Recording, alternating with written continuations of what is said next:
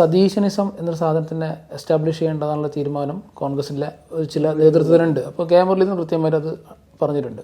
രമേശ് ചെന്നിത്തല പരോക്ഷമായിട്ടാണെങ്കിൽ പോലും ഈ പുതിയ തലമുറയിലുണ്ടാകുന്ന പുതിയ യുവ നേതാക്കൾക്കിടയിൽ വരുന്ന അത്ര സുഖകരമല്ലാത്ത ഇടപെടലുകളെക്കുറിച്ച് പറയുന്നുണ്ടായി. അതും ഷാഫി പറമ്പലും അതുപോലെ രാഹുൽ മാങ്കുളത്തിൽ പോലുള്ള നേതാക്കൾക്കൊക്കെ എതിരെയുള്ളതാണെന്ന് നമുക്ക് മനസ്സിലാവും. ടി സിദ്ദിഖ് കൃത്യമായിട്ട് അതിനെക്കുറിച്ച് എഴുതുന്നു. അദ്ദേഹത്തിൻ്റെ കമൻറ്റ് ബോക്സ് മുഴുവൻ നോക്കിക്കഴിഞ്ഞാൽ കോൺഗ്രസിൻ്റെ ആളുകൾ പോലും ചാണ്ടി ഉമ്മന് ആണ് താരം എന്ന രീതിയിലേക്ക് പറയുന്നു.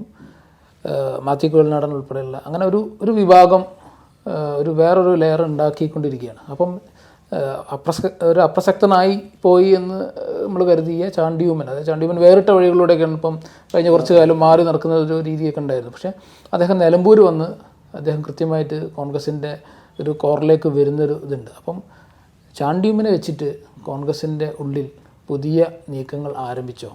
അങ്ങനെ ചിന്തിക്കുന്നതിനകത്തൊരു തെറ്റ് പറയാനൊക്കത്തില്ല. കാരണം എന്ന് വെച്ച് കഴിഞ്ഞാൽ ചാണ്ടി ഉമ്മൻചാണ്ടിയുടെ മകനാണ്.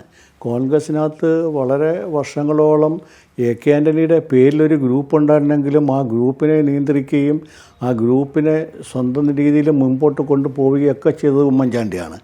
ആ ഉമ്മൻചാണ്ടിക്ക് ഇന്നും ജനമനസ്സുകളിലൊരു സ്ഥാനമുണ്ട്, പ്രത്യേകിച്ചും കോൺഗ്രസ്സുകാർക്കിടയ്ക്ക്.